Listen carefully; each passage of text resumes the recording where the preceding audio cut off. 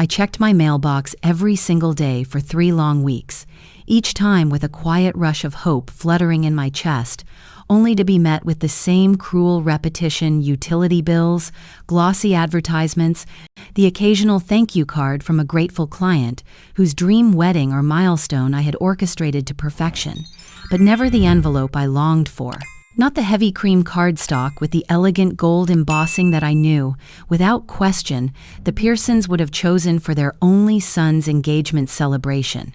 In the first week, I told myself they were probably still finalizing the guest list. By the second, I reasoned there must have been a delay at the printers. But by the third, the excuses dissolved into silence I could no longer deny. My son's engagement party was 2 days away, and no invitation had found its way to me. That evening, I sat with my phone in hand, staring at the screen for 20 unbearable minutes before gathering the courage to call. The line rang 3 times. Then 4, and just as I was about to surrender, his voice finally came through, distracted, hurried, the tone of a man whose life had little room for me anymore. "Hey Mom, can I call you back? I'm in the middle of something." "Of course," I answered automatically, the reflex of a mother who had spent 32 years bending herself into the margins of her child's schedule. But then I forced the words out, tentative but urgent. "It's just, I wanted to ask about the engagement party. I haven't received an invitation yet, and I wanted to be sure it didn't get lost in the mail." The pause that followed was too long, the kind of pause that doesn't come from bad reception, but from reluctance. "Oh, that." Another pause. "It's just a small gathering, Mom. Mostly Vanessa's family, friends, and some people from the city." "I see," I said softly, though the truth was I didn't, not really. "So it's not a formal engagement party then?" James sighed. That familiar sigh, the one I had heard since his teenage years. That sharp exhale of exasperation whenever my questions grated against his patience. "It's at the Pearson Country Club. But it's not a big deal. Just a reception, really. You wouldn't enjoy it. You don't know anyone there." I held the phone tighter. "I know you," I whispered. "And Vanessa." "Mom, it's just a reunion. Nothing important." His dismissal landed like a stone in my chest, but I swallowed it whole, the way I had swallowed every other slight, every other sting of being gently pushed aside. "Well, if you're sure," I managed, steadying my voice. "I'd still like to celebrate with you both sometime soon, maybe dinner next week." Relief lit his tone instantly. "Sure. We'll figure something out. Listen, I've got to run. Vanessa and I are meeting with the venue coordinator." And just like that, the line went dead. I set the phone down on the cool marble of my kitchen island and stared at the calendar I had optimistically marked weeks earlier, blocking off Saturday evening for James's engagement celebration. My neat handwriting glared back at me, alongside a reminder to collect the gift I had spent months tracking down. A pair of rare vintage crystal champagne flutes, perfect and timeless. Now, they sat in their box, mocking me with their uselessness. That was when my phone chimed again, a message from Lisa, my assistant at Wellington Events. "Diana, quick question. Did you see Caroline Williams' Instagram story? She's asking about a hairstylist for James's engagement party at the Pearson Club this Saturday." My blood ran cold. Caroline Williams, the daughter of clients I'd served for years, whose milestones I had planned with maternal pride, had been invited, and yet I had not. With trembling fingers, I opened Instagram, scrolled to Caroline's profile, and there it was. The invitation I had imagined for weeks, cream card, gold embossing, words etched in an elegant script. Celebrating the engagement of James Wellington and Vanessa Pearson, a black tie event for 200 guests. 200, and not one of them was me. Suddenly aware of a hunger that felt deeper than physical. Wrapped in the hotel's luxurious robe, I stepped onto the terrace where a covered breakfast waited. As I poured coffee from a silver pot, I made a decision. I would not call James back immediately. For once, I would not rush to smooth things over, to explain myself, to make everything better for him. Instead, I would have my breakfast, enjoy the mountain view, and consider what I truly wanted from this situation. The coffee was perfect, rich and fragrant in a way. My hurried morning cups at home never were. The croissants were flaky and buttery, the fruit impeccably fresh. I savored each bite with unprecedented attention, realizing how rarely I ate. Without distraction, without mentally planning someone else's event or solving someone else's problem. My phone continued to buzz occasionally, but I left it on the table, screen down. Instead, I opened the leather portfolio the hotel had provided and began to write, the pen gliding across the heavy paper as I articulated thoughts I'd ability. Never allowed myself to fully form. I have spent 32 years defining myself primarily as James's mother. Before that, I was Frank's wife. When have I ever been simply Diana? What would it I mean to prioritize my own dreams with the same dedication I've given to supporting others? The questions felt almost sacrilegious, contradicting the identity I'd built as the endlessly supportive mother, the widow who had channeled her grief into creating a beautiful life for her son. Yet they also felt necessary, vital even to whatever came next. By the time I finished breakfast, I had filled several pages with reflections and possibilities. Some were practical. Take the cooking class in Tuscany I'd always postponed. Others, more profound. Redefine my relationship with James as adult to adult rather than provider to dependent. All represented a fundamental shift in perspective. My life belonged to me, not just to those I cared for. Finally, I picked up my phone and dialed Lisa's number. Diana, thank God. Are you? All right. Her relief was palpable. I'm fine, Lisa. Better than fine, actually. I'm taking some personal time, but I wanted to check in about the office. The office is fine, she assured me. But Diana James was here last night looking for documentation about honeymoon reservations. He seemed really upset. And this morning, Margaret Pearson called demanding to speak with you about this unconscionable situation. What's happening? I took a deep breath, formulating a response that felt both true and appropriate. There's been a misunderstanding about some personal arrangements I had considered making for James and Vanessa. I've decided to reconsider those plans, and apparently that's caused some consternation. Does this have anything to do with the engagement party? Lisa asked carefully. Caroline Williams mentioned you weren't there, which seemed strange since she was invited. The direct question deserved a direct answer. Yes, it does. I wasn't invited to the celebration. What? Lisa's shock confirmed what I already knew. My exclusion was both deliberate and unexpected. But that's unbelievable. You're his mother. Yes, I agreed simply. I am. And now I'm also a woman reassessing some decisions. Lisa, I'll be in Aspen for the week. You have authority to handle anything urgent at the office. For truly exceptional situations, you can reach me by email, but I'd prefer to maintain some distance right now. After finishing the call, I scrolled through my contacts until I found James's number. My finger hovered over it briefly before I composed a text.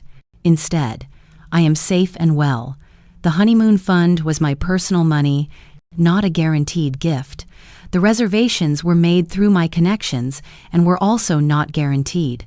I need some time to think about our relationship going forward. I'll be in touch when I return from Aspen next week.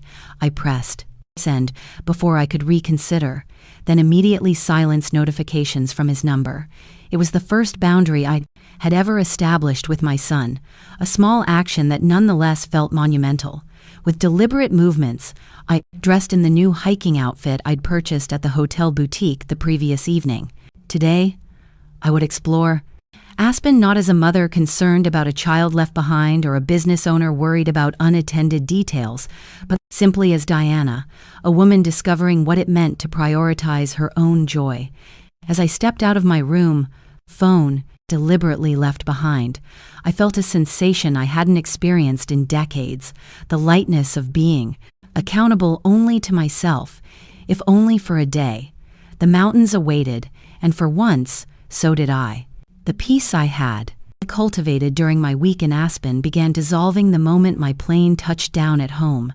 My phone, which I had largely kept on Do Not Disturb mode, immediately vibrated with an incoming call from James. I declined it. Not yet. Ready for that conversation? especially not in a crowded airplane cabin. Instead, I texted, "Just landed. Need to. Get home and settled. We'll call you tomorrow." His response was immediate. "We need to talk today. Coming over at C." The directive, not a request, sent a familiar flutter of accommodation through me. My instinct, honed over decades, was to adjust my plans to suit his demand. Then I remembered the clarity I had found in Aspen, the pages of reflection I had filled in my journal, and the promise I had made to myself.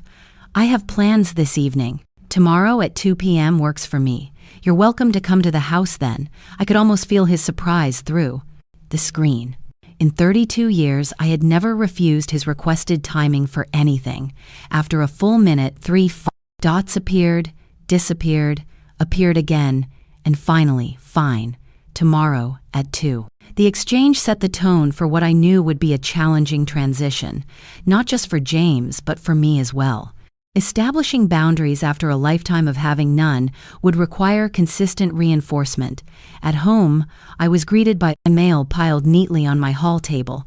Lisa had been checking in, and a house that felt both familiar and somehow different. I moved through the rooms, seeing them with fresh eyes.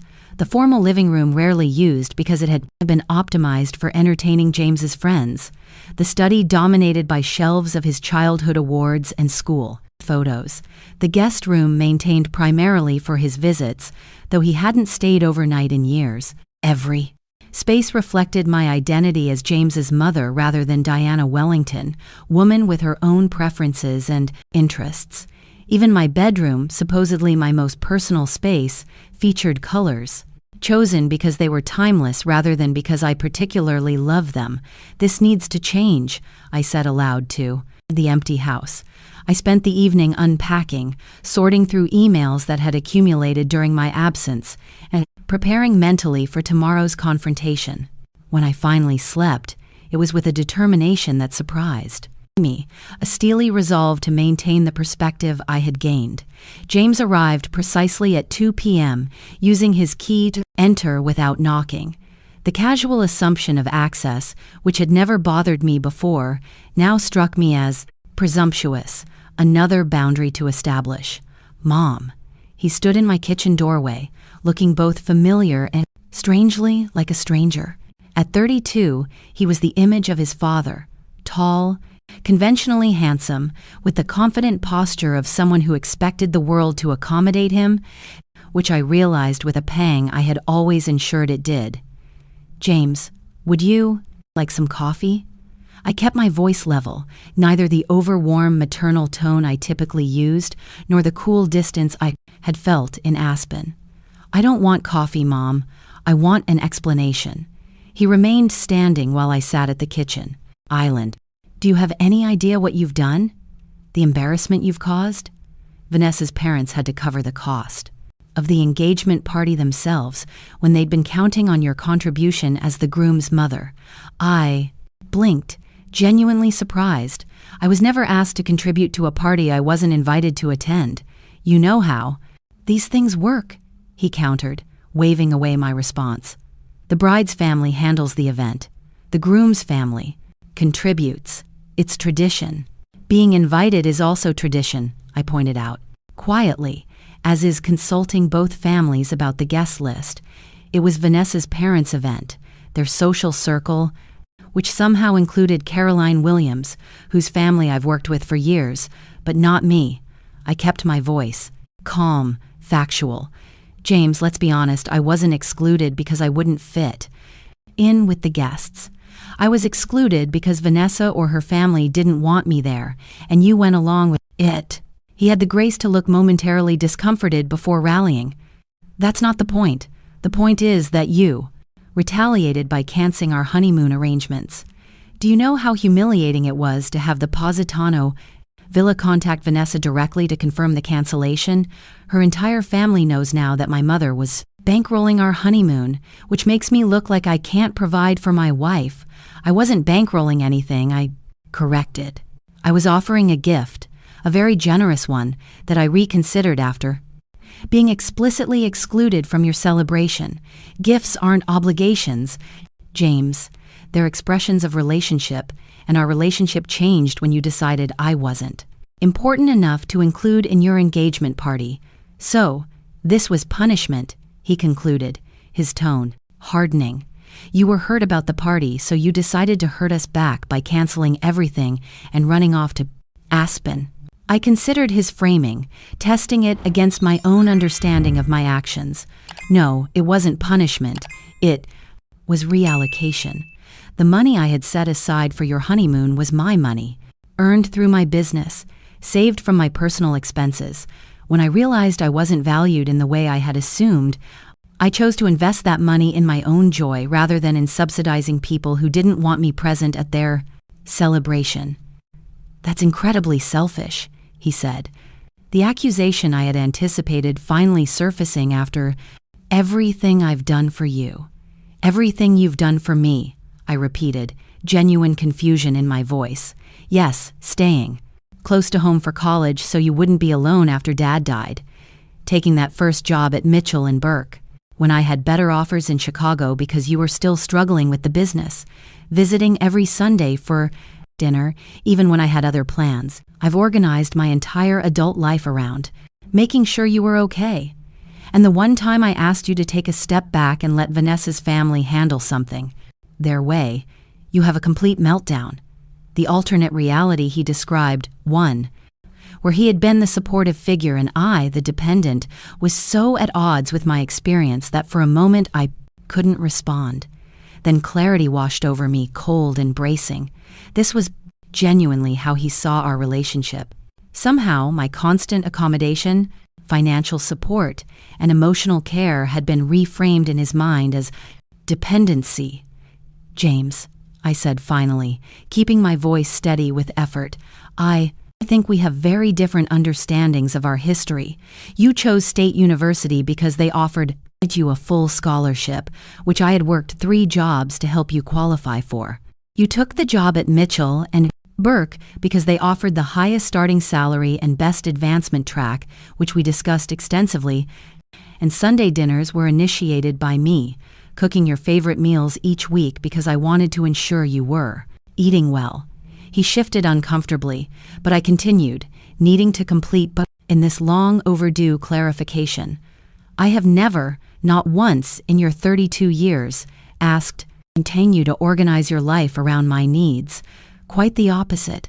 I built my entire business, my schedule, even this, home specifically to support your goals and dreams, which I did gladly because I love you. But that doesn't mean I don't exist as a person in my own right, with feelings that deserve consideration.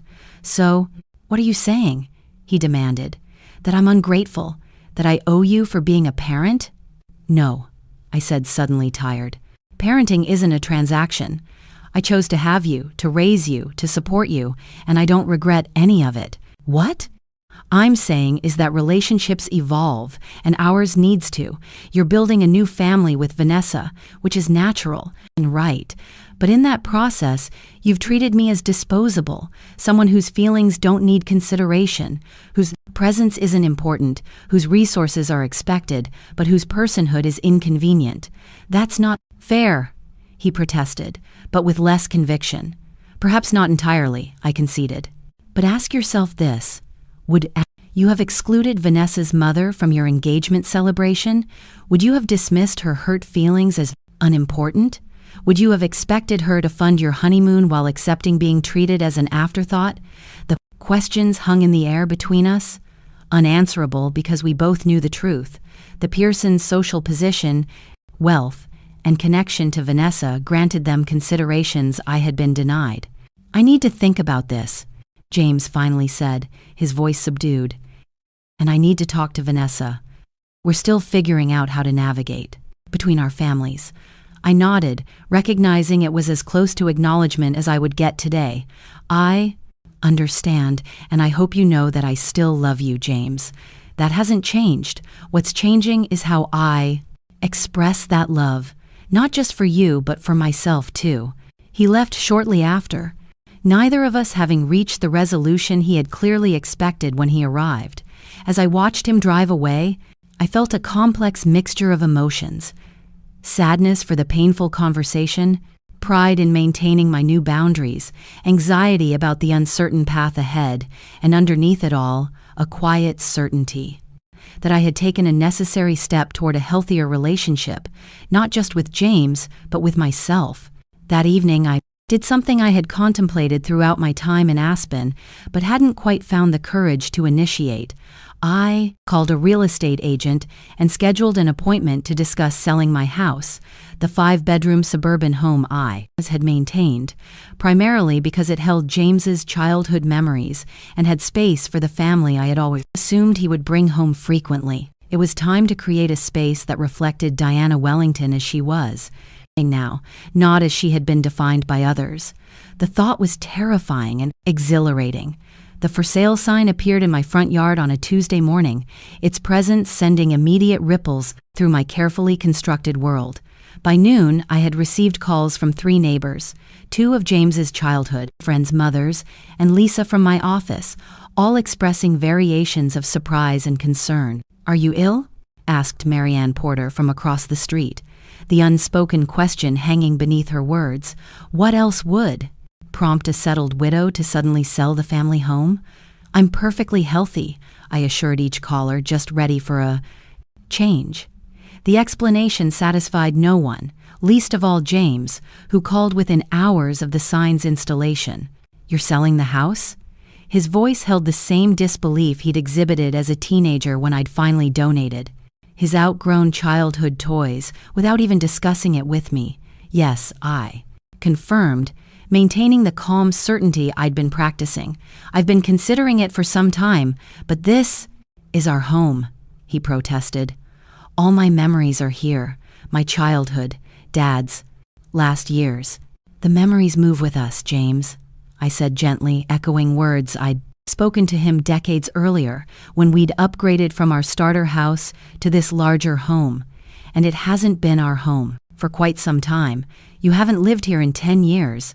But I always assumed," he trailed off, the unfinished thought revealing volumes about his expectations, "that the house would remain unchanged, a museum to his childhood, that my life would remain centered around preserving his past while facilitating his future." "I know," I acknowledged. "We both made a lot of assumptions, but I'm making different choices now." The conversation ended with his reluctant acceptance, though I suspected the topic would resurface. What surprised me was how little his disapproval affected my resolve. The decision felt right, a concrete step toward the recalibrated life I was building. 3 days later, I received an unexpected visitor. Margaret Pearson, Vanessa's mother and the architect of the engagement party from which I'd been excluded, arrived unannounced at my door, her Mercedes gleaming in my driveway. "Diana," she greeted me with the practiced warmth of the socially proficient. "I hope you don't mind me stopping by." I felt it was time we spoke. Directly, I invited her in with equal politeness, curious about this unprecedented outreach. Margaret had never visited my home before, despite our children's relationship spanning nearly 2 years. In my living room, she declined tea, but sat perched on the edge of my sofa, her designer handbag placed precisely beside her. At 55, she was only a few years younger than me, but presented a study in contrasts. Her carefully maintained appearance speaking of regular cosmetic procedures, her clothing expressing the casual luxury of significant wealth. "I'll be direct," she began after preliminary pleasantries. "James has told us about your reaction to the engagement party arrangements. I want to clear the air before this situation affects the wedding planning." "I appreciate your directness," I responded, matching her tone, "though I'm curious why this conversation is happening now, rather than before the engagement celebration." Margaret's smile tightened almost imperceptibly. The party was necessarily limited by venue capacity. We had obligations to Richard's business associates and our social circle that couldn't be overlooked. "Of course," I said, not bothering to point out that venues with 200 guests could surely accommodate one more, just as I had obligations to myself that couldn't be overlooked when it came to providing funds for a honeymoon. Her carefully composed expression flickered. "I understand. You're upset." "No," I interrupted gently. I'm not upset, not anymore. I've simply adjusted my expectations and priorities. The funds I had set aside for James and Vanessa's honeymoon have been reallocated to my own travel and life experiences. My home is being sold, so I can downsize to something that better suits my current needs. These aren't emotional reactions, Margaret. They're rational realignments. She studied me with new calculation, visibly reassessing the situation. I see. And what would it take to realign things back to their original arrangement? The wedding is only 5 months away, and the young couple had been counting on certain contributions. The transactional nature of her approach clarified everything about the dynamic I'd been experiencing. To Margaret Pearson, I wasn't James's mother or a potential in-law. I was a resource to be managed, someone whose financial contributions were expected, but whose feelings and presence were optional. Nothing, I answered simply. Some changes once made. Don't reverse. My relationship with James is evolving, and that includes my financial support. He's 32, established in his career, marrying into a family of considerable means. He doesn't need his mother funding his honeymoon. This will hurt him, she noted. A hint of threat beneath the observation, and by extension, Vanessa, perhaps, I acknowledged. But it may also encourage them to build their marriage on what they can create together rather than what others provide for them. That's ultimately healthier, don't you think? Margaret stood, recognizing the immovable object she'd encountered. You've changed, Diana. James didn't prepare us for that. Yes, I agreed, rising as well. I have changed. But the more accurate statement might be that I've remembered who I am, beyond my role as James's mother. It's a distinction that makes some people uncomfortable. After she left, I sat alone in my living room, reflecting on the encounter. Margaret's visit had crystallized what I'd been gradually understanding. In reclaiming my own life, I was disrupting a system of expectations that extended beyond just James. I was challenging an entire framework that defined women primarily through their service to others. The realization didn't diminish my resolve. If anything, it strengthened it. This wasn't just about my relationship with my son anymore. It was about modeling a different possibility, one where maternal love didn't require self-reraz. My phone chimed with a text from my real estate agent, an offer on the house just 3 days after listing, full asking price, flexible closing, timeline. The speed was surprising but fortuitous, another sign pointing me forward rather than back. I'll review the offer this evening, I replied, a calm certainty settling in my chest. The house that had witnessed 30 years of my life as James's mother would soon belong to someone else, and I would belong, finally and completely, to myself. Wellington Events, this is Diana speaking. Mrs. Wellington, this is Ella. Chen from the Modern Woman magazine. I'm calling to follow up on our interview request.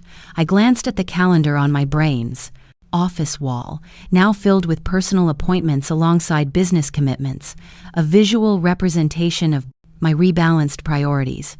3 months had passed since my confrontation with James and Margaret Pearson.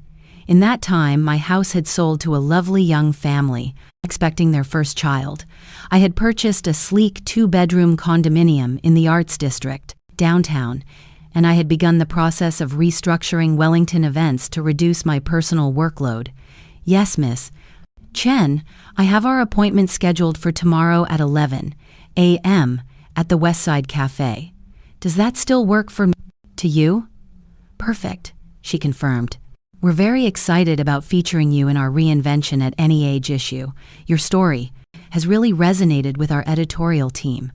After ending the call, I sat back in my chair, still somewhat bemused by the unexpected attention my transformation had garnered. It had begun with a casual social media post from a client who had attended a charity gala where I'd spoken openly about my recent life changes. Somehow, that post had caught the attention of a lifestyle blogger, then a local newspaper columnist, and finally national women's magazines. The narrative they found compelling wasn't particularly dramatic by media standards. Successful business owner and widow reclaims her identity after decades of prioritizing her only child. Yet something about the story struck a chord, particularly with women my age who recognize themselves in my experience. My phone chimed with a text from Sophia, a divorced artist I'd met through a downtown community class who had quickly become a close friend. My first new friendship in years that wasn't connected to either James or my business. Still on for gallery opening. Tonight? New installation is mind-blowing. Absolutely, I confirmed. Meeting you there at 7.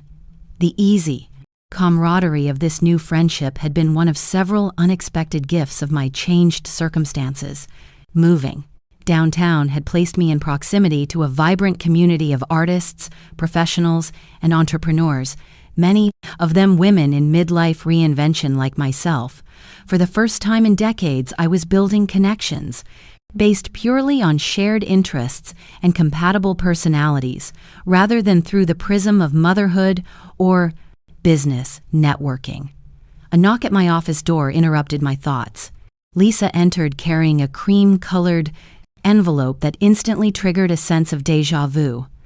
"This just arrived by courier," she said, her expression carefully neutral as she handed me the envelope. "Special delivery." The heavy cardstock bore my name in elegant calligraphy. Without needing to open it, I recognized the formal invitation style and the implied significance of its delivery to my office rather than my new home where James had yet to visit. Inside was exactly what I expected, an invitation to James and Vanessa's wedding, now just 2 months away. What surprised me was the handwritten note tucked behind the printed card in James's familiar scroll. "Mom, I hope you'll be there. Things have been strained, but I can't imagine this day without you. Can we talk, Jay?" The olive branch was unexpected after months of minimal contact. Since our confrontation, our communication had been limited to brief text exchanges and one stilted lunch where neither of us had addressed the fundamental changes in our relationship. I had respected his need for distance, using the time to solidify my own transformation. "Are you okay?" Lisa asked, noting my prolonged silence. "Yes," I assured her, tucking the invitation into my desk drawer. I'm surprised. I'll handle it later." After Lisa left, I removed the invitation again, studying it with mixed emotions. The formal card represented everything that had precipitated my awakening: the social expectations, the family dynamics, the unspoken hierarchies that had marginalized me at the engagement celebration. Yet James's handwritten note suggested a potential opening, a recognition that something valuable was at risk of being lost. That evening at Next, the gallery opening, surrounded by fascinating people engaged in vibrant conversation about art and ideas, I found myself sharing the development with Sophia as we examined an intricate glass sculpture. "So," she summarized, after I explained the situation, "your son, who excluded you from his engagement party, then acted entitled to your financial support, is now extending what appears to be a genuine invitation to his wedding. The question is, what does this mean for your boundaries?" Her framing cut to the heart of my dilemma. I had spent months establishing and maintaining new boundaries in my relationship with James: financial, emotional, practical. Accepting this invitation without careful consideration risked undermining that work. "I want to attend his wedding," I admitted. "Despite everything, he's my only child, and I do love him. But I don't want to revert to old patterns where my needs and feelings are secondary." Sophia nodded thoughtfully. "Then perhaps the question isn't whether to accept, but how to accept in a way that maintains your boundaries. Meaning you can attend as his mother who loves him while still being Diana Wellington who respects herself. You can decline any role that feels performative or that subordinates your authentic presence. You can define your participation on your terms." The clarity of her perspective illuminated the path forward. I could respond to James's overture without sacrificing the growth I'd achieved. The relationship we might rebuild would necessarily be different from before, more balanced, more honest, more respectful of my personhood beyond motherhood. The next morning, I called James rather than texting, deciding that this conversation warranted real-time connection. "Mom," he answered, surprise evident in his voice. "I didn't expect to hear from you so soon. I received the wedding invitation," I said, keeping my tone warm but neutral. "And your note," and the single word carried layers of uncertainty. "I'd like to have dinner," I proposed to talk, "as you suggested. How about Friday at 7? I could introduce you to my new place." His hesitation was brief but noticeable. "Your new condo?" "Yes, I'd like to see it." "Should I bring Vanessa?" I considered the question carefully.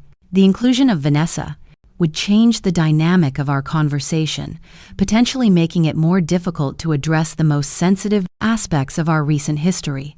Yet, excluding her risked creating a separate tension. "Just you this time," I decided.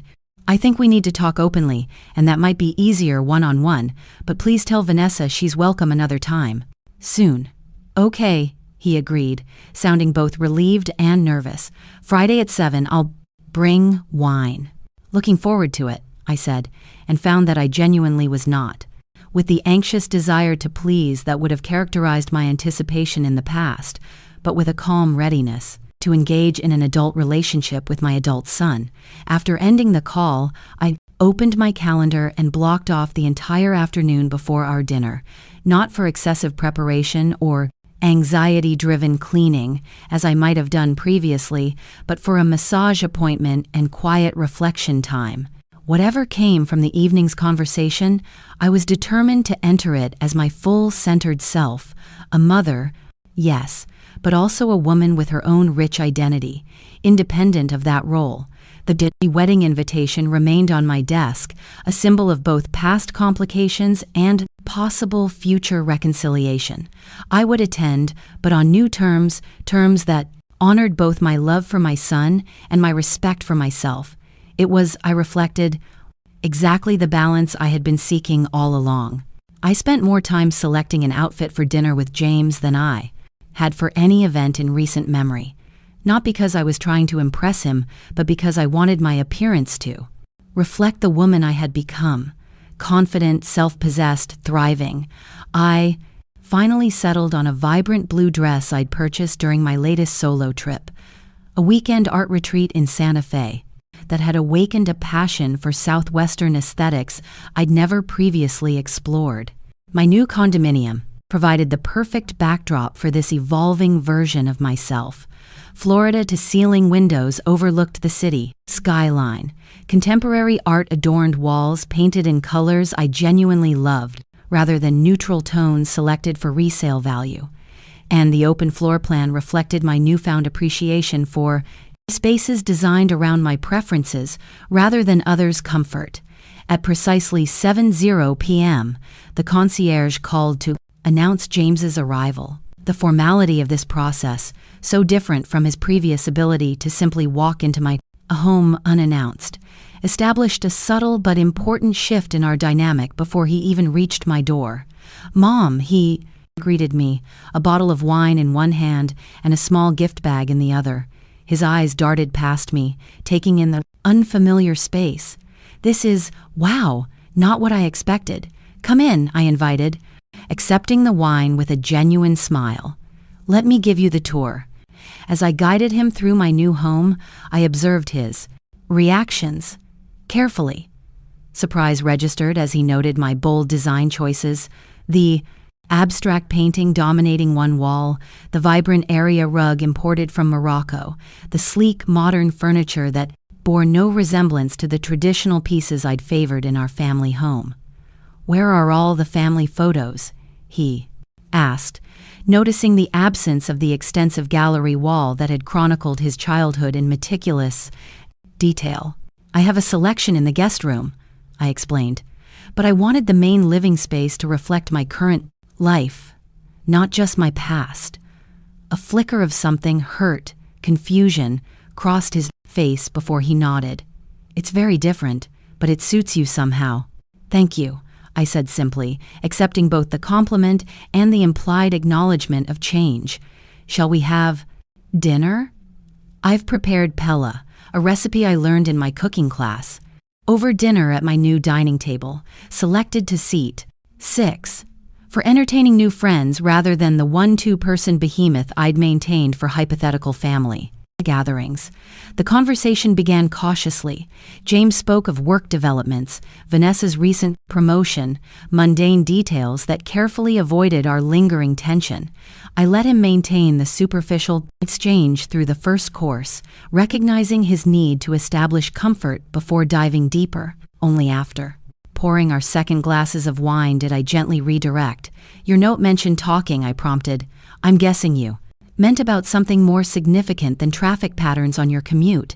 He smiled fleetingly at my directness, a quality that had become more pronounced in my communication style since my transformation. "Yes, about the wedding, primarily, and everything that's happened since the engagement party." "I'm listening," I encouraged, keeping my expression open. James set down his fork, seemingly gathering his thoughts. "First, I want to apologize for the engagement party situation. You should have been invited. Not including you was wrong, and I should have stood up to Vanessa's parents about it." The directness of his apology surprised me. James had rarely acknowledged mistakes so explicitly. "Thank you," I said simply. "That means a lot to me. Vanessa and I have had a lot of discussions about family dynamics since then," he continued.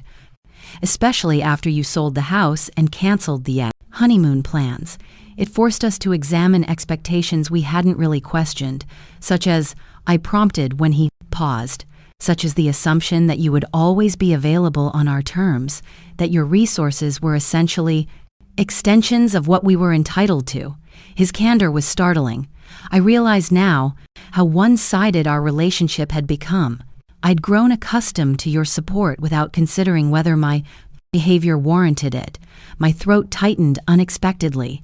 This level of self-awareness represented significant growth on his part, the kind I had hoped for but hadn't dared expect.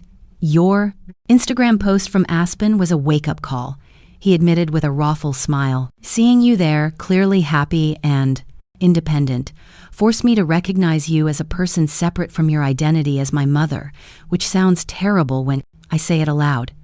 "Not terrible," I corrected gently, "just human. We all fall into patterns in our closest relationships.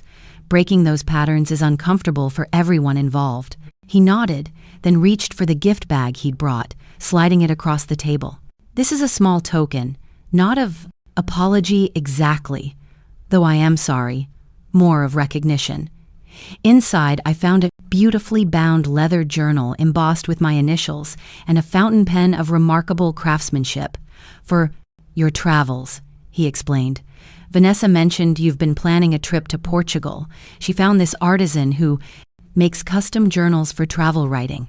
The thoughtfulness of the gift, selected not to appease me or fulfill an obligation, but to support my new interests, touched me deeply. More significant than the items themselves was the acknowledgement behind them, recognition of my life beyond motherhood. "It's perfect," I said, sincerely. "Thank you." So he ventured after a moment about the wedding. "I want you there, not out of obligation, but because you're important to us, to me, no matter how strained things have been. I want to be there," I assured him. "I've always wanted to celebrate this milestone with you. We'd also like you to participate in a more official capacity," he continued, a hint of his old hesitancy returning. "Not as a planner. We've hired someone, knowing you'd want to enjoy the day as a guest, but as a reader during the ceremony. There is a passage about love and growth that made us think of you." The invitation held meaning beyond the surface request, an acknowledgement of my place in his life, not as the behind-the-scenes support staff I had often functioned as, but as a visible, valued presence.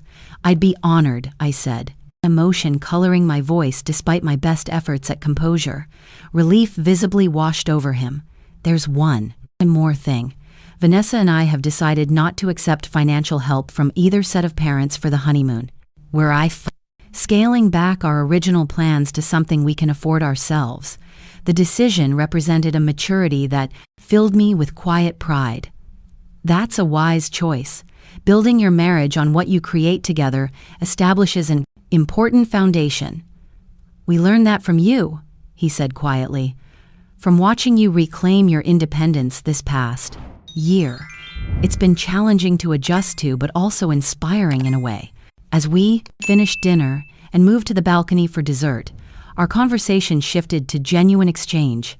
James sharing his anxieties about marriage and career transitions, me offering perspective without attempting to solve his problems. For perhaps the first time, we were communicating as adults with separate but connected lives, rather than as mother and dependent child. When he left shortly before midnight, our goodbye held none of the awkwardness that had characterized our recent interactions. The reconciliation wasn't complete. Too much had changed for us to simply revert to old patterns, but a bridge had been established across the new geography of our relationship. As I cleaned up after his departure, I noticed he had left something on the entryway table, a wedding invitation, addressed to Diana Wellington and guest. The subtle acknowledgement of my potential social life independent of family obligations was not lost on me. Progress, I reflected as I prepared for bed, often came in small but significant gestures. Tonight had offered several such moments, each representing not a return to our past dynamic, but the construction of something healthier for us both. Diana Wellington. I turned at the sound of my name, coming face to face with a distinguished-looking man in his early 60s. The gallery opening was in full swing around us, the converted warehouse space filled with Seattle's art enthusiasts examining the latest exhibition of contemporary sculpture. Yes, I responded, taking in his tailored blazer and the intelligent warmth in his candid gray eyes. Robert Castigliano, he extended his hand. I believe we have a mutual friend in Sophia Chen. She mentioned you might be attending tonight. Recognition dawned. Ah, the architectural photographer. Sophia has shown me your work. The series on repurposed industrial spaces was remarkable. His smile deepened, creating appealing creases around his eyes. That's very kind. I'd love to hear more about what resonated with you in those images, perhaps over a glass of wine. 2 hours later, we were still deep in conversation at a small wine bar adjacent to the gallery. Robert's passion for his craft was infectious, his perspectives on urban transformation aligning with interests I'd only recently begun to explore.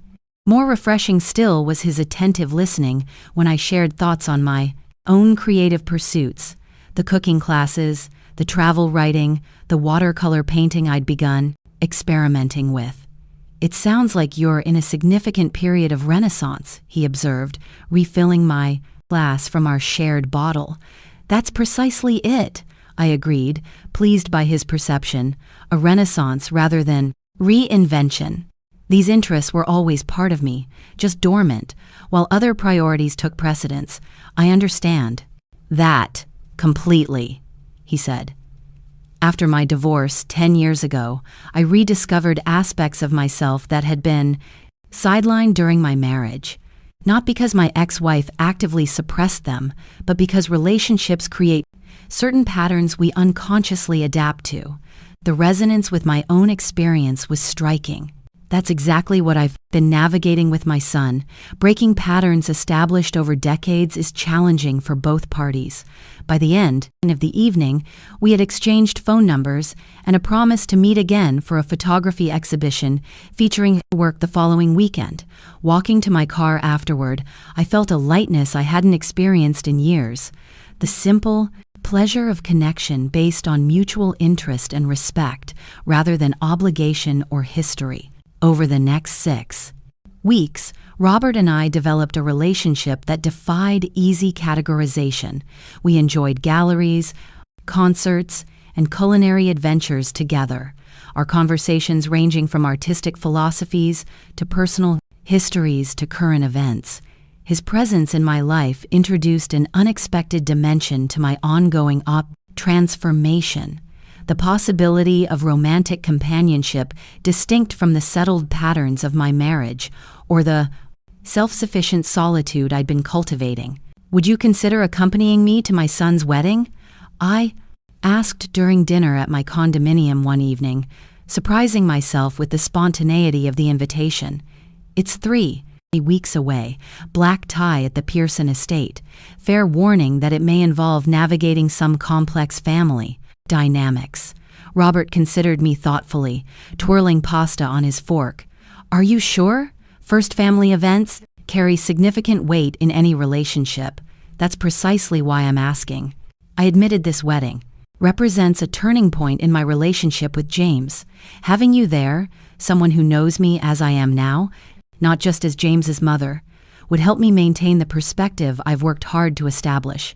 His expression softened with understanding.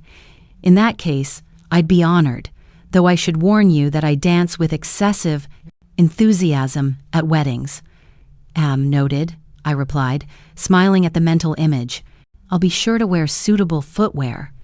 The wedding invitation specifying and guest had sat on my counter for weeks, a possibility I hadn't initially considered pursuing. My transformation had been focused on reclaiming independence, not seeking new partnership. Yet, Robert's presence in my life had evolved organically, adding richness without demanding sacrifice of my newly established identity. 2 days before the wedding, I found myself in an unexpected situation, seated in my office across from Margaret Pearson, who had requested a private meeting through my assistant. Thank you for making time, she began, her impeccable appearance belying the faint tension in her posture. I wanted to discuss the wedding arrangements directly, to ensure everything goes smoothly. Of course, I responded neutrally, curious about this unprecedented outreach. Margaret hesitated, seemingly searching for words, a notable departure from her usual polished delivery. I understand you'll be bringing a guest to the wedding. Robert Castigliano, the photographer. The specificity of her knowledge surprised me. Yes. How did you? Seattle is a small social ecosystem, she explained with a dismissive gesture, particularly in art circles. Richard and I attended a charity auction last month where Robert's work was featured. He's quite well regarded. I waited, sensing there was more behind this fact-finding mission than mere curiosity about my Rajid +1. The seating arrangements are quite precise, she continued. You and Mr. Castellano will be at table 3, with James's godparents and a few family friends. I wanted to ensure that was acceptable. The transparent excuse for her visit was almost amusing. What Margaret really wanted was to assess my relationship with Robert and its potential implications for the carefully orchestrated social performance that was her daughter's wedding. That sounds perfect, I assured her, deciding to address the unspoken concern directly. Robert and I are looking forward to celebrating James and Vanessa's day. Our relationship is relatively new, but meaningful. You needn't worry about any disruption to the proceedings. A flicker of something, embarrassment, respect, crossed her features before her social mask reasserted itself. Excellent. I should also mention that the mother-son dance will follow immediately after the father-daughter dance. James was quite insistent about including that tradition. This was news to me. James hadn't mentioned a planned dance during any of our conversations about the wedding. The inclusion touched me unexpectedly, representing another small step in our evolving reconciliation. I'll be prepared, I promised, making a mental note to ensure my dress allowed for comfortable movement. After Margaret left, I sat reflecting on the encounter, recognizing it as symbolic of my changed position. 6 months earlier, I would have been desperately seeking Margaret's approval, anxious to conform to Pearson family expectations. Now, I viewed her assessment with detached amusement, secure in my own choices. That evening, I called James, feeling a renewed appreciation for his growth in the midst of these complex family dynamics. I heard about the mother-son dance, I said, when he answered. That was thoughtful of you to include.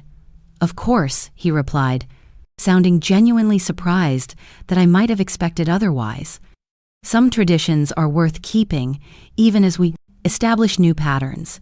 The insight reflected a maturity that filled me with quiet pride. Also, I wanted to confirm that I'll be bringing Robert Castellano as my guest. Your future mother-in-law paid me a visit today to discuss seating arrangements, but I suspect her real mission was reconnaissance. James laughed, a genuine, uninhibited sound. I hadn't heard from him in months. Vanessa warned me that might happen. For what it's worth, she's mortified by my mother's behavior and apologizes in advance for any additional interrogations at the rehearsal dinner. I can handle Margaret Pearson, I assured him, pleased by the conspiratorial tone of our exchange, a new dynamic where we could acknowledge family complexities as equals rather than adversaries.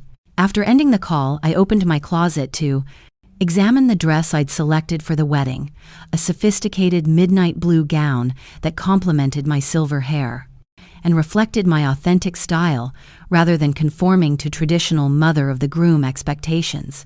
Beside it hung the elegant but sensible heels I'd chosen, now reconsidered in light of the upcoming dance. With decisive movements, I replaced them with the hand-painted blue suede pumps I'd purchased on impulse during my Santa Fe trip, slightly higher, significantly more striking, and absolutely reflective of Diana Wellington as she now chose to present herself to the world. For the first time, I found myself genuinely looking forward to my son's wedding, not with anxious anticipation of a role to be perfectly performed, but with authentic excitement for a meaningful celebration where I would appear fully as myself, new companion by my side, and a hard-won wisdom in my heart. The Pearson estate sprawled across 5 manicured acres, its limestone facade glowing in the late afternoon Sunday. As Robert and I approached the security checkpoint, luxury vehicles lined the winding driveway, disgorging guests in formal attire while uniformed staff directed traffic with practiced efficiency. Impressive, Robert murmured, his photographer's eye clearly noting compositional details, though perhaps a bit excessive. I supplied with a small smile. I was going to say performative, but yes, his observation aligned perfectly with my own feelings about the venue, a setting designed to showcase the Pearsons' wealth and social position, rather than to create meaningful connection between families. 6 months ago, I would have been intimidated by the grandeur, anxious about measuring up to unstated expectations. Today, I simply appreciated the aesthetic aspects while maintaining healthy detachment from the implied social hierarchy. Diana, Lisa, approached as we entered the reception area, elegant in a silver cocktail dress. As my assistant and friend, she had been invited independently, a gesture from James that I appreciated. "You look absolutely stunning." "Thank you," I replied, genuinely pleased with my appearance. The midnight blue gown draped gracefully, its subtle beading catching the light when I moved. My silver hair, recently styled in a more contemporary cut, complemented the sophisticated ensemble. Most significant was what couldn't be seen, the confident posture and calm presence I now carried, products of my internal transformation. "Lisa, this is Robert Castellano," I introduced. Robert, my right hand and dear friend, Lisa Chen. As they exchanged pleasantries, I scanned the gathering crowd, noting the distinct clustering of guests, Pearson family connections forming the largest contingent, with James's friends and professional associates in smaller groupings. In a corner near the bar, I spotted a handful of Wellington family members, my late husband's sister and her children, looking somewhat out of place amid the opulence. "I should greet my in-laws," I told Robert. "Would you like to join me, or would you prefer to explore?" "I'll accompany you," he decided, offering his arm with a warmth that steadied me. Family introductions are always more manageable with reinforcements. His presence proved invaluable as we navigated the pre-ceremony mingling.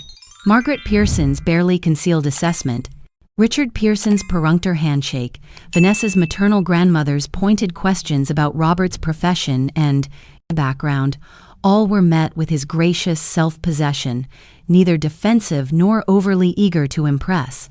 "You're handling the Pearson Inquisition remarkably well," I commented, as we momentarily stepped away to accept champagne from a circulating server. "I've photographed enough society weddings to recognize the dynamics," he replied with a wink. "Besides, their evaluation says more about their priorities than about us. The simple us," in his statement, registered with unexpected significance, a casual acknowledgement of our connection as a Dala unit facing this social scrutiny together rather than as isolated individuals. Before I could respond, a string quartet began the processional music, signaling guests to take their seats for the ceremony. The garden setting was undeniably beautiful, white chairs arranged in perfect rows, facing an elaborate floral arch, where James already stood with the officiant and his groomsmen. Robert squeezed my hand gently as we found our reserved seats in the third row, close enough to indicate family status, but not in the front row, which was occupied exclusively by the Pearsons and their most distinguished relatives. The symbolic hierarchy might have bothered me earlier in my journey, but today it simply seemed like a transparent reflection of priorities I no longer shared. The ceremony proceeded with polished precision. Vanessa, radiant in a designer gown as she processed down the aisle on her father's arm, vows exchanged with well-rehearsed emotion, music swelling at perfectly timed intervals. When I was called forward for my reading, I approached with calm confidence the passage about growth and authentic partnership, taking on deeper personal meaning given my recent evolution. As I returned to my seat, I caught James's eye. The gratitude and recognition in his expression touched me unexpectedly. Acknowledgement of both my role in his life and my recent transformation. In that brief exchange, I sensed a new foundation forming between us, one built on mutual respect rather than dependency or obligation. The reception that followed in the Pearsons' grand ballroom reflected the same meticulous planning as the ceremony. Elaborate floral centerpieces adorning linen-draped tables, a live band performing tasteful classics, gourmet food presented with artistic flair. Robert and I were seated with James's godparents and several Wellington family friends, a comfortable arrangement that allowed for genuine conversation rather than strained social performance. "Diana, you must tell Henry about your Santa Fe trip," encouraged Susan Blackwell, James's godmother and my friend of 30 years. "He's been considering a similar art retreat. The request would have flustered me 6 months earlier." Drawing attention to my personal pursuits in a setting where I had historically defined myself solely as James's mother would have seemed inappropriate, almost selfish. Now I engaged enthusiastically, sharing details of the experience that had proven so transformative for my creative expression. "You've always had an artistic eye," Susan commented, "but there's something different now. A willingness to pursue it openly. It suits you." "Thank you," I replied, recognizing the observation as both accurate and affirming. It's been a journey of rediscovery in many ways. When dinner concluded and the formal dances began, I watched Richard Pearson lead Vanessa onto the floor with practiced grace, their movement reflecting years of professional dance instruction. As their waltz concluded to polite applause, the band's leader announced, "And now the groom and his mother." James appeared at my side, extending his hand with a slight bow. "May I have this dance, Mom?" As we moved on to the floor, I was acutely aware of the watching crowd, not with the self-consciousness that would have once plagued me, but with quiet confidence in both my movement and my presence. The dance lessons I'd impulsively signed up for after learning about this tradition had prepared me technically, but it was the internal transformation of recent months that allowed me to truly inhabit the moment. "You're full of surprises lately," James commented as we moved smoothly through the waltz. "The reading, the dress, the dance skills, even your date has Margaret practically redesigning her social spreadsheets." I laughed softly at his perception. Life is more interesting with a few surprises, don't you think? I'm beginning to appreciate that, he acknowledged, executing a perfect turn. Seeing you build this new chapter has been educational, challenging sometimes, but ultimately inspiring. The admission, offered without prompting or expectation, represented perhaps the most meaningful gift of the day. As the music concluded and James escorted me back to my table, I felt a sense of completion that had nothing to do with the elaborate celebration surrounding us, and everything to do with the subtle but profound shift in our relationship. Robert rose to greet me, his hand warm at the small of my back. Beautiful dance, though I feel obligated to warn you that my promised excessive enthusiasm on the dance floor bears little resemblance to that elegant waltz. I'm counting on it, I replied, suddenly eager for the moment when the formal portions of the evening would conclude and genuine celebration could begin. The night is young, and I've discovered I quite enjoy surprises. As the reception transitioned to open dancing, I observed the familiar patterns of wedding festivities. Young couples dominating the dance floor, older guests retreating to conversation areas, family politics playing out in subtle seating rearrangements. But unlike previous social events where I had carefully maintained my peripheral position as supportive mother, tonight I found myself fully engaged as a participant, dancing with Robert, conversing with friends old and new, experiencing the celebration through my own perspective rather than vicariously through James. It was, I realized, as Robert twirled me exuberantly to a classic Sinatra number, exactly what I had been working toward these past months. Not a rejection of my role as James's mother, but an expansion beyond its limitations. The ability to love him completely while living my own life fully. Happy? Robert asked during a momentary pause in the music, his expression warm with affection and understanding. Yes, I answered, truthfully, in ways I couldn't have imagined a year ago. And as the band struck up another song and we rejoined the dancers, I embraced both the moment and the journey that had brought me to it. Steps both challenging and liberating that had led me back to myself, the uninvited mother who found herself instead.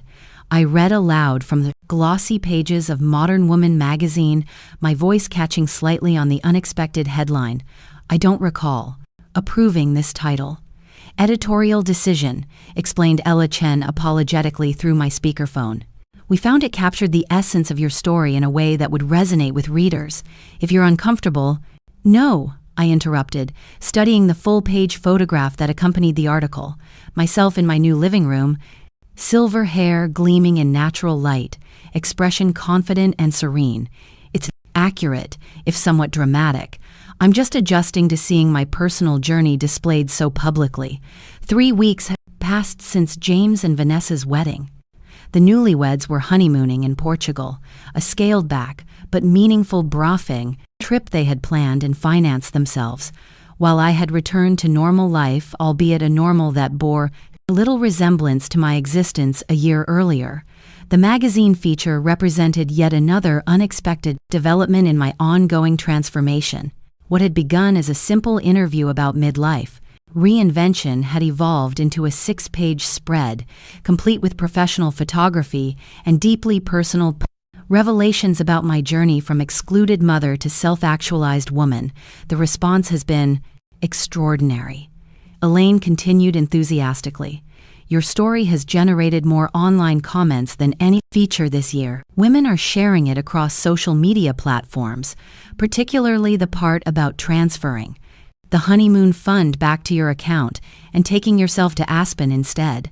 I winced slightly at this characterization, which framed my actions as more deliberately vengeful than they had actually been. That particular decision was about reclaiming resources I had set aside from my own round earnings, not about punishment, I clarified. The distinction matters to me. Of course, Elaine agreed quickly. That nuance comes through in the full article. The editor-in-chief was particularly moved by your reflection on redefining maternal love as something that doesn't require self-reras. She's interested in discussing a potential regular column, exploring similar themes of midlife recalibration. The suggestion was so unexpected that I laughed aloud. A column? Elaine? I'm an event planner, not a writer. Your journal from the Santa Fe retreat suggests otherwise, she countered. The excerpts you shared demonstrate a clear voice and perspective that's clearly resonating with our demographic. Women in midlife, who've dedicated decades to others, are hungry for models of reclaiming identity without rejecting responsibility. After ending the call with a promise to consider the offer, I sat in my downtown office contemplating this latest development. The article's publication marked a significant threshold, transforming my private journey into a friend-tasked, Raza, public narrative accessible to strangers. The vulnerability was uncomfortable yet strangely liberating, as if speaking my truth aloud had somehow solidified its reality. My phone chimed with an incoming text from Robert. Just saw the article. Powerful story beautifully told. Dinner tonight. To celebrate your literary debut, his consistent support had become a cherished constant in recent months. Unlike previous relationships where I had unconsciously adapted myself to another's expectations, with Robert I remained firmly anchored in my reclaimed identity, our connection enhancing rather than diminishing my sense of self. Love to, I replied. My place at 7. I'll cook that Moroccan chicken you enjoyed last time. My office door opened as Lisa entered, carrying a stack of mail and a knowing smile. So, you're officially famous now, she teased, placing a bundle of envelopes on my desk. The magazine hit subscribers yesterday, and we've already received 4 calls from potential clients who specifically mentioned the article. Famous is a significant overstatement, I demurred, though I couldn't help feeling pleased by the professional validation, though I'm certainly experiencing more attention than I anticipated. Well, brace yourself for more, Lisa advised, pointing to the mail she delivered. Those 3 larger envelopes are from publishing agents. Apparently, your story has book potential. The suggestion was so far beyond my contemplation that I could only shake my head in bewilderment. A year ago, I was planning James's engagement party, or hoping to, at least. Now, I'm being approached about writing a book. Life takes unexpected turns. Speaking of unexpected, Lisa continued, Margaret Pearson called while you were on the phone with the magazine. She'd like to meet for lunch next week, said it was important, but not urgent. This development was perhaps the most surprising of all. Since the wedding, my contact with the Pearsons had been adieu divinum. Minimal and formal, polite acknowledgments at the ceremony's conclusion. A brief exchange about James and Vanessa's honeymoon departure. Nothing suggesting a desire for deeper connection. Did she happen to mention why? I asked, curious about this unprecedented outreach. No details, Lisa replied. But she mentioned she'd read your article, which seemed significant given the timing. Later that evening, as Robert and I enjoyed dinner on my balcony overlooking the city lights, I shared the day's developments, the column offer, the publishing inquiries, and Margaret's unexpected lunch invitation. The professional opportunities don't surprise me, Robert observed, refilling our wine glasses. Your story touches on universal themes of identity, value, and self-realization that clearly resonate. But Margaret Pearson seeking you out. That's intriguing indeed, I agreed, contemplating the possible motivations behind her outreach. Perhaps she's concerned about how the Pearsons are portrayed in the article, though I was careful to avoid identifying details. Or perhaps, Robert suggested thoughtfully, your journey has prompted reflection on her own life choices. Sometimes witnessing another's transformation creates space to question our own established patterns. The insight resonated with my own experience of how profound change rarely occurs in isolation, one person's evolution inevitably affecting the systems they inhabit. James's growth in response to my transformation was the most obvious example, but perhaps the ripples extended further than I had recognized. Whatever her reason, I decided, I'll approach the conversation with openness. A year of boundary setting has given me enough security to engage without fear of being diminished. Robert's expression warmed with evident admiration. That's precisely why your story resonates so powerfully. You've demonstrated that reclaiming oneself doesn't require burning bridges, just rebuilding them on more balanced foundations. As we continued our dinner beneath the stars, conversation shifting to Robert's upcoming exhibition and my consideration of scaling back Wellington events to accommodate new creative pursuits, I reflected on the unexpected path that had led me here. What had begun as a painful exclusion had catalyzed a journey of self-rediscovery that continued to unfold in surprising directions. The magazine article rested on my coffee table inside, its headline capturing the essential truth of my experience. I had indeed found myself in the process of being excluded, discovering a wholeness and purpose that extended far beyond my role as James's mother. That identity remained important. I would always love my son deeply, but it now existed alongside other aspects of selfhood too long neglected. Most significantly, I had learned that love in its healthiest form expanded rather than diminished. The Satanown self. My relationship with James was evolving towards something more balanced and authentic. My connection with Robert was developing on foundations of mutual respect and shared joy. Even the possibility of some rapprochement with Margaret suggested that genuine growth created unexpected openings for connection. "What are you thinking?" Robert asked, noting my momentary introspection. That life's most important journeys rarely follow anticipated paths, I replied honestly, and that I'm profoundly grateful for the unexpected turn mine has taken. As the city lights sparkled below us and comfortable silence settled between us, I felt an unfamiliar yet welcome sensation. The quiet confidence of a woman fully inhabiting her own life, neither defined solely by relationships to others, nor isolated in rigid independence, but balanced in the complex, beautiful dance of authentic selfhood and meaningful connection. It was, I reflected, exactly what I had been seeking all along, though I hadn't known to name it until the path revealed itself step by unexpected step. The restaurant Margaret Pearson had selected for our lunch meeting exemplified her characteristic approach, exclusive enough to signal status, but public enough to discourage emotional displays. As the maitre led me to our table, I spotted her already seated, impeccably attired in a designer suit that probably cost more than my monthly mortgage. "Payment." "Diana," she greeted me, rising briefly as social protocol dictated. "Thank you for making time in your schedule. You're looking well." "Thank you, Margaret," I replied, settling across from her. "You are too."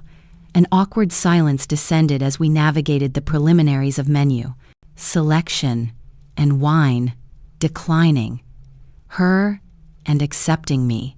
I waited patiently, curious about the purpose behind this unprecedented one-on-one meeting, but content to let her establish the agenda at her own pace.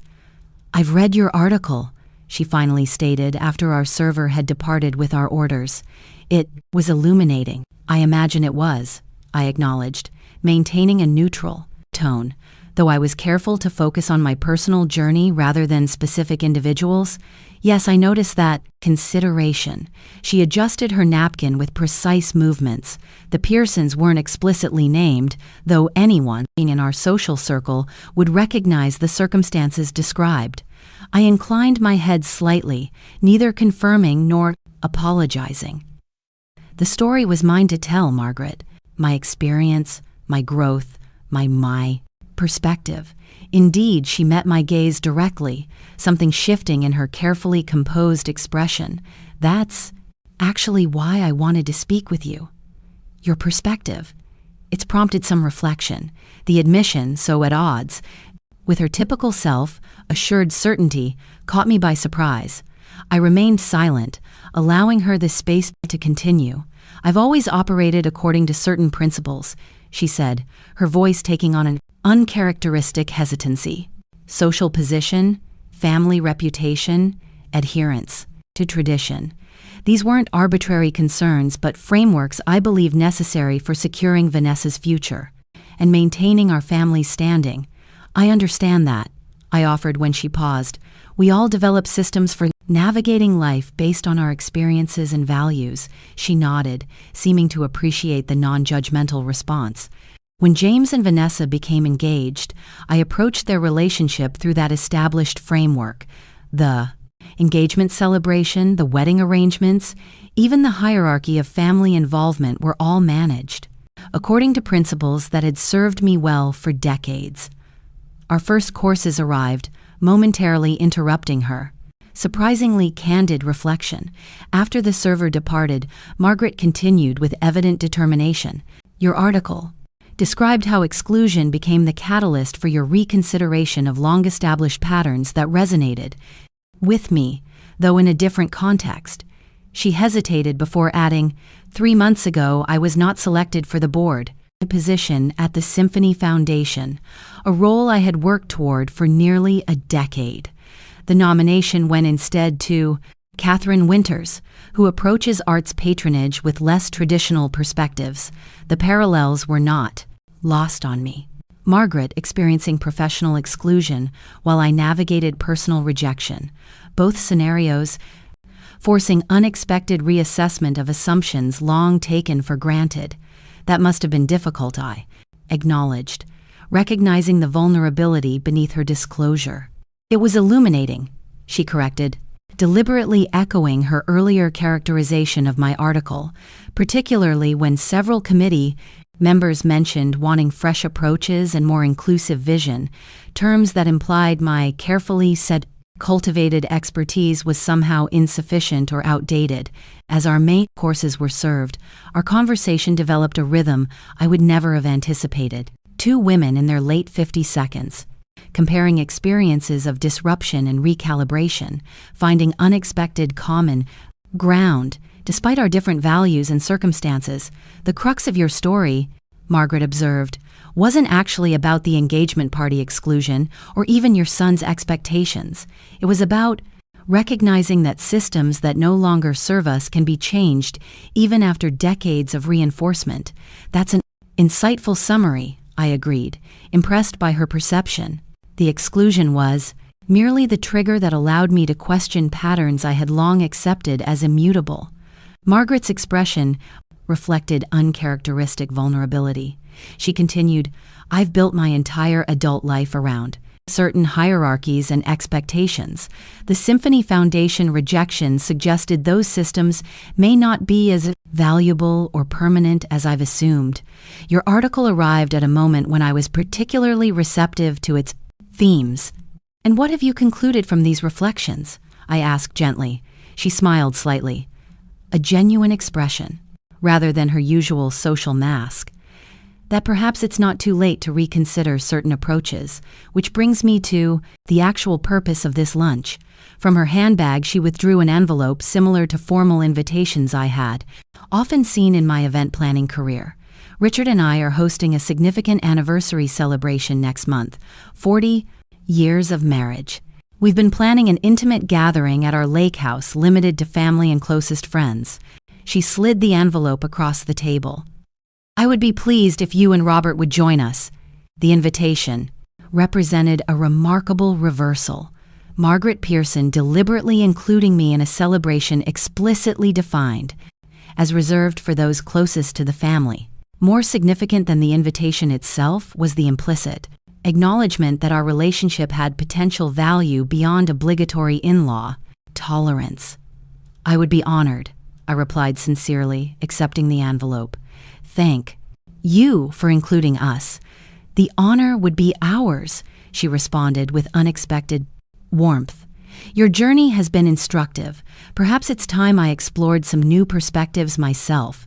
As our lunch concluded and we parted with genuine goodwill rather than mere social courtesy, I reflected on the extraordinary evolution of my life since that painful exclusion a year earlier. What had begun as one mother's reclamation of identity had rippled outward, affecting not just my relationship with James, but apparently even touching the carefully ordered world of Margaret Pearson. Later that Evening, as Robert and I walked along the waterfront discussing the surprising lunch encounter, my phone chimed with an incoming video call from James and Vanessa, now in their final days of honeymoon in Portugal. "Mom," James greeted me, his face sun-bronzed and relaxed on the screen. "We wanted to share something exciting with you first." Vanessa leaned into the frame, her expression radiating happiness. "We've made a decision about our future. Instead of the suburban house we were considering, we're going to renovate the old boathouse property on my grandparents' land. The project needs someone with vision for repurposing historic spaces while maintaining their character," James explained enthusiastically. We immediately thought of Robert. Would he consider consulting on the architectural photography aspects? We'd value his perspective enormously. As they outlined their plans, a thoughtful blend of honoring family legacy while creating something uniquely their own. I recognized the hallmarks of growth, mirroring my own journey. James wasn't rejecting family connection, but recalibrating it into healthier patterns. Vanessa wasn't simply following prescribed traditions, but questioning which served their authentic goals.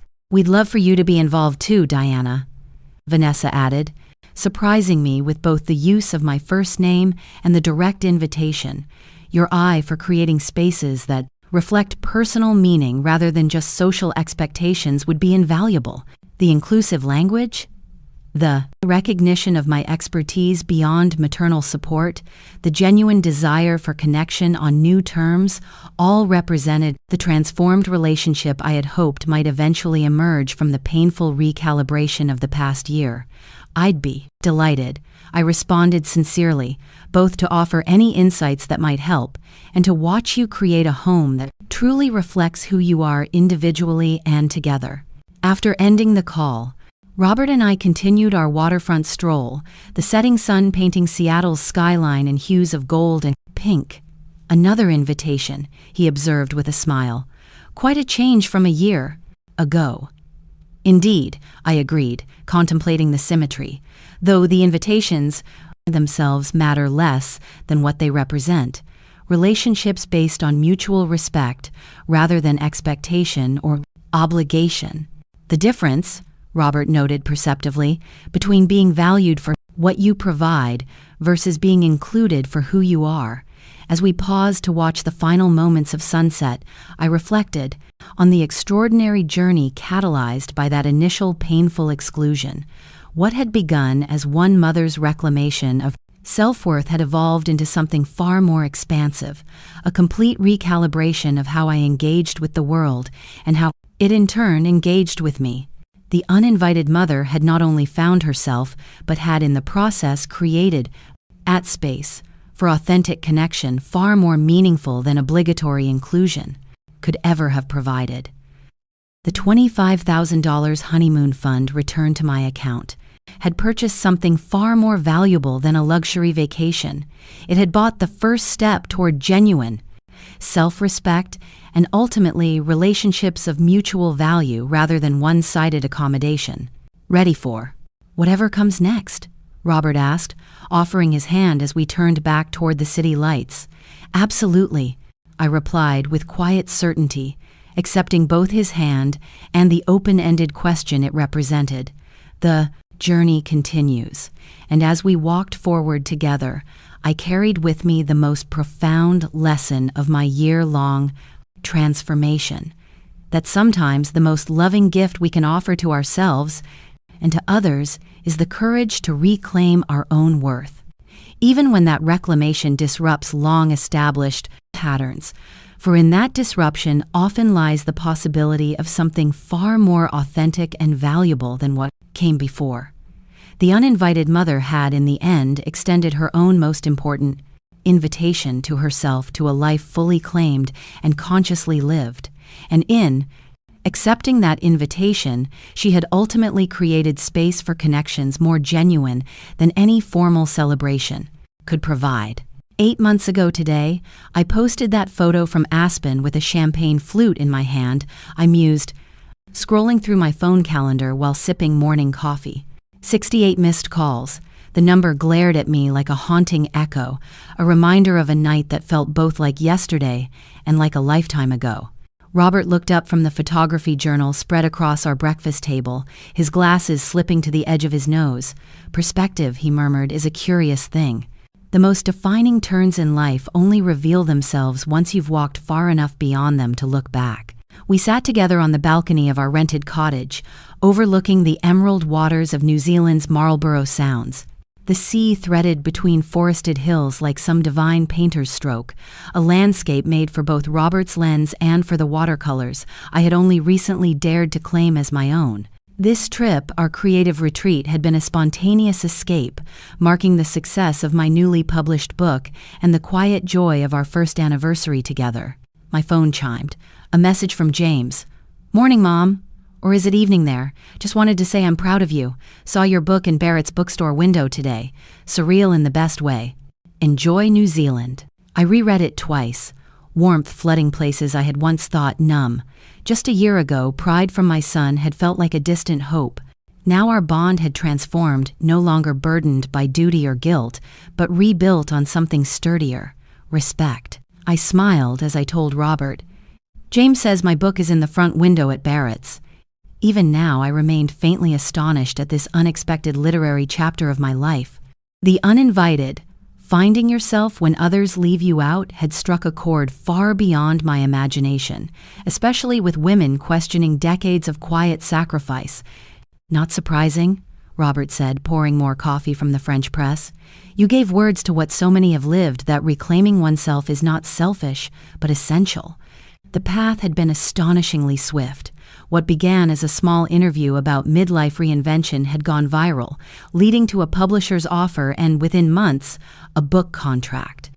Released barely 6 weeks earlier, my memoir was already in its third printing.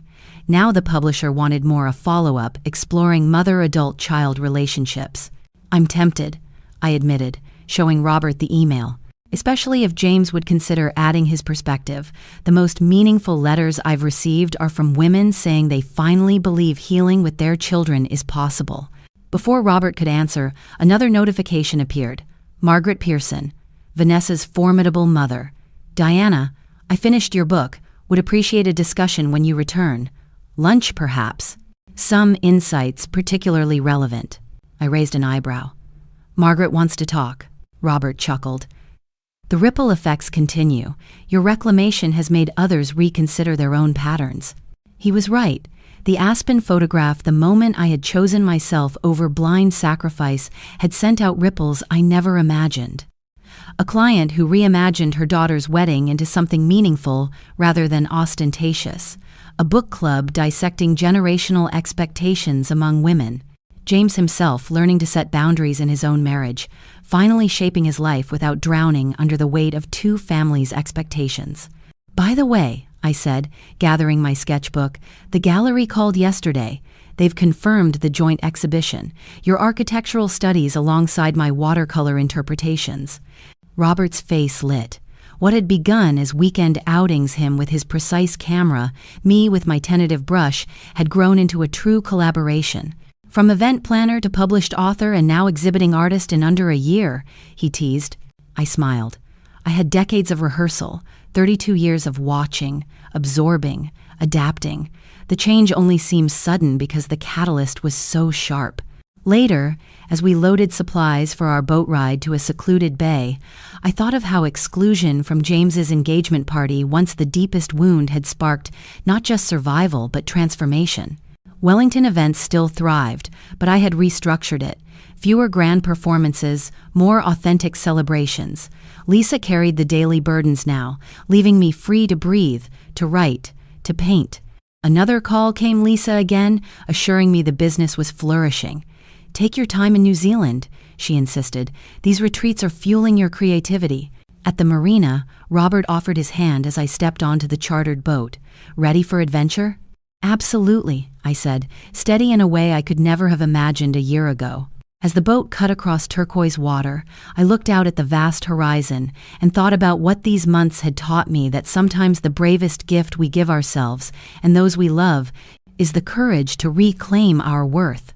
The uninvited mother had become the author of her own story. The woman who once reclaimed $25,000 as an act of desperation now moved through the world with the certainty of her own value. The journey was not flawless. Old habits still clawed at me. Relationships required renegotiation. Boundaries needed vigilance, but the foundation held. Each morning was no longer obligation but choice. Each relationship, no longer sacrifice but exchange. Each creative act, no longer indulgence but truth. Hand in hand with Robert, I watched New Zealand's extraordinary coastline unfurl, light scattering across the water like gold dust. 8 months had carried me from forgotten mother to author, artist, woman, and as Robert raised his camera to capture the light, he said, "That's the beauty of reclamation. It isn't one moment, it's a practice."